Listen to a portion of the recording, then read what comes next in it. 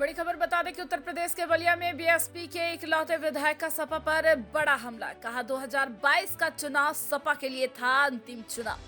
BJP को जिताने के लिए सपा तीसरा फ्रंट बनाने की तैयारी में, ताकि विपक्ष एकजुट ना हो सके। तो वहीं विधायक ने बीजेपी की जांच कर उठाए सवाल। कहा यादव सिंह मामले में अखिलेश का पूरा परिवार था आरोपी, आज तक नहीं हुई पूरी जांच। रसरा विधानसभा से बसपा विधायक उमाशंकर सिंह ने तेलंगाना के सीएम की बेटी की महिला आरक्षण की मांग पर भी उठाए सवाल। कहा गांधी जी के प्रतिमा के सामने महिला आरक्षण की मांग के लिए पत्रक देने से नहीं मिलेगा आरक्षण। पहले अपने राज्य में महिला आरक्षण लागू करें, चुनाव के सामने ही क्यों याद आती है आरक्षण। विधायक ने कहा अतीक अहमद के पत्नी को टिकट देगी बसपा, उसके पत्नी का नहीं कोई कसूर। अतीक की पत्नी की भी एजेंसी कर रही है जांच, दोषी पाए जाने पर निकाल देंगे पार्टी से। 2-3 दिन बाद उनका जो अगला जो राष्ट्रीय कार्यकारिणी की जो बैठक है वो कलकत्ते में होने जा रही है। तो मुख्य जो उत्तर प्रदेश का जो मुख्य विपक्षी दल है सपा, वो तीसरे फ्रंट की तैयारी में है। तीसरे फ्रंट में बीएसपी साथ आएगी, हाँ या ना? उत्तर प्रदेश में सपा के पास तो कुछ बचा नहीं है। अब वो तीसरे फ्रंट बनाने के लिए कलकत्ता जाएं, चाहे बंगलोर जाएं, और चाहे तमिलनाडु जा रहे हैं, तमाम जगहों पे घूम रहे हैं। जब यहाँ पे कुछ अपनी ज़मीन नहीं है, इसलिए कि उनकी ज़मीन खिसक चुकी है। 2022 उनके लिए अंतिम चुनाव था और 2022 में जितना उनको चढ़ना था चढ़ लिए। अब उनका डाउनफॉल है। अब उस चीज़ को पाने के लिए, मीडिया में बने रहने के लिए कुछ अपने नेताओं से अनर्गल बयान दिला रहे हैं, कुछ अपना तीसरा फ्रंट लेकर घूम रहे हैं। वो कोई फ्रंट के लिए काम नहीं कर रहे हैं। वो भारतीय जनता पार्टी के प्रो हैं, भारतीय जनता पार्टी के लिए काम कर रहे हैं, चाह रहे हैं कि भारतीय जनता पार्टी फिर जीते, उसके लिए वो काम कर रहे हैं। और इसके लिए भारतीय जनता पार्टी उनको छोड़ रखी है कि अन्य कहीं लोग यूनाइट न होने पाए, सबको अलग अलग लेकर के चलो। सपा के अलावा भी अगर कोई तीसरा फ्रंट बनाता है, मान लीजिए सपा नहीं बना पाएगी, कोई और विपक्षी दल तीसरा फ्रंट बनाता है, उसमें बीएसपी शामिल होगी। आए तो हमारे पास पहले तो देखें तो कौन फ्रंट बना रहा है, कौन फ्रंट किसके लिए बना रही है, तो पता चले ना। क्या फ्रंट बीजेपी को रोकने के लिए बना रहे हैं, क्या बीजेपी को सत्ता में लाने के लिए बना रहे हैं, ये तो पता चलेगा ना।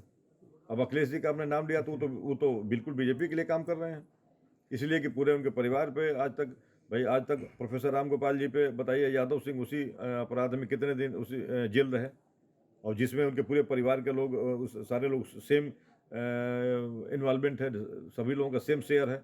कहाँ कोई जेल में गया?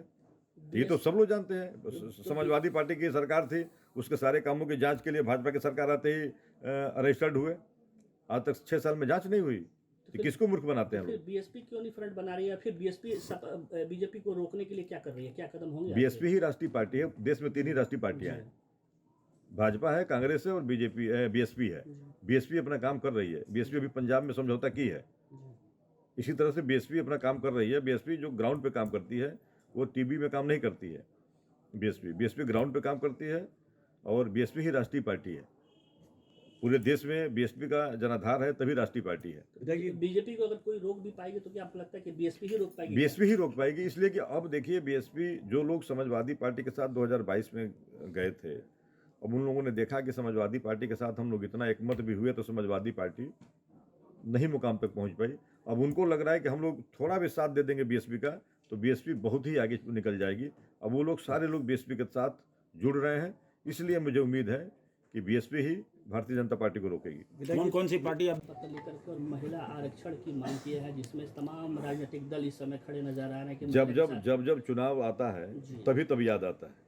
अब आज चुनाव आया है, थर्ड फ्रंट बना रहे हैं, तो तभी याद आता है। उसके पहले फिर कोई नहीं आता है। अगर महिला आरक्षण की बात करते हैं तो पहले जिस स्टेट में है वहाँ पे क्यों नहीं महिला आरक्षण को पूरा लागू कर रही हैं?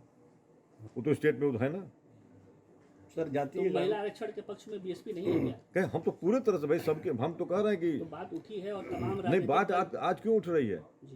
ये बात नहीं उठी है, ये काम करने के लिए नहीं उठी है, ये केवल चुनावी मुद्दा के लिए उठी है। हम सबको समझ रहे हैं, हमारे पास जो अधिकार है हम खुद कर सकते हैं, हम क्यों नहीं कर रहे हैं? भाई केसीआर की बेटी है तो उनके पिताजी क्या हैं, बताइए क्या है? सीएम है। तो पहले अपने यहाँ बताएं कि हमने पहले एक फार्मूला दें कि हम अपने यहाँ महिला आरक्षण में हमने ये काम किया है। पहले अपने यहाँ तो फार्मूला दें कि नौकरियों में हमने इतना % महिला को रखा है, पंचायत के चुनाव में हमने इतना % महिला को रखा है, विधानसभा में हमने इतना % महिला को टिकट दिया। पहले ये तो आदमी करे, तब तो हम आप अगर कुछ किए नहीं रहेंगे और आके वो वहाँ पे गांधी जी की प्रतिमा के सामने पत्रक दे देंगे तो आपको हम मान लेंगे कि आप हित में बात सोच रहे हैं। ये केवल इसलिए कि आप सभी मीडिया भाइयों को बुला करके फिर उस दिन टीवी की सुर्खी बने। ये सब काम में बहुजन समाज पार्टी नहीं रहती है। बहुजन समाज पार्टी ग्राउंड पे काम करती है। सर, जातीय जनगणना के बारे में आपका क्या? निश्चित रूप से मैं तो कह रहा हूँ कि जातीय जनगणना होनी चाहिए, लेकिन एक जिला एक प्रदेश में क्यों? जातीय जनगणना पूरे देश में हो और एक साथ हो।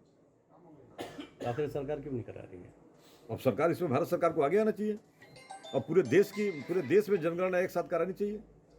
पूरे देश में एक साथ जनगणना हो, हम स्वागत करते हैं, लेकिन केवल चुनावी मुद्दा बना करके इसको। और जिस तरह से अतीक अहमद पर लगातार जिस तरह से बड़े आरोप लग रहे हैं, उनकी पत्नी बीएसपी से टिकट चाहती है और निकाय चुनाव लड़ना चाहती है, क्या बीएसपी उनको टिकट देगी? देखिए, अगर परिवार में एक आदमी अपराधी है तो जरूरी नहीं है कि वह पूरा परिवार ही अपराधी हो गया। और हमारे राष्ट्रीय अध्यक्ष पहले भी कह चुके हैं कि अगर अतीक अहमद की पत्नी श्रीमती शाइस्ता परवीन जी पे कहीं भी कोई आरोप सिद्ध होगा, जांच एजेंसियां जांच कर रही हैं, अगर आरोप सिद्ध होगा तो हम निश्चित रूप से उनको पार्टी से बाहर निकाल देंगे। लेकिन अब उनके पति की किए सजा उनको दें केवल इसलिए कि वो उनकी पत्नी है, महिला है, ये उचित नहीं है।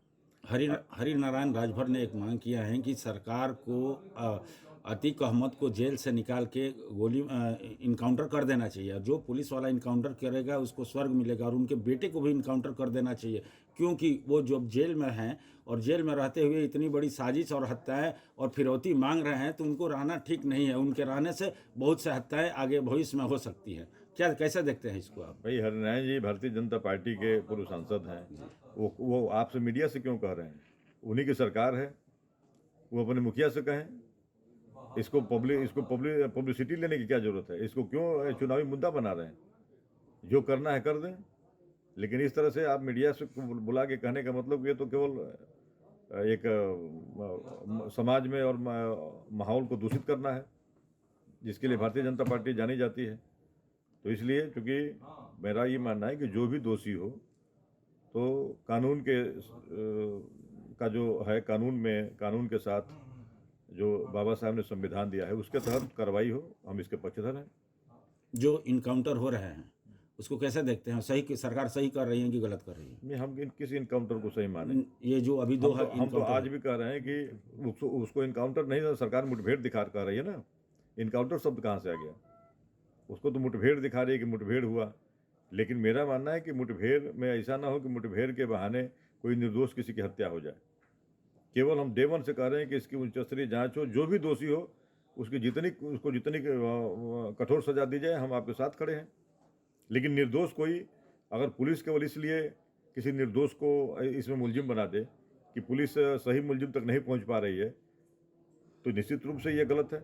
और नतीजा क्या होगा कि जब वह मेन एक्यूज नहीं पकड़ा गया और कोई निर्दोष व्यक्ति पकड़ा गया तो मेन एक्यूज तो फ्री रहा, तो फिर दूसरी कोई घटना करेगा।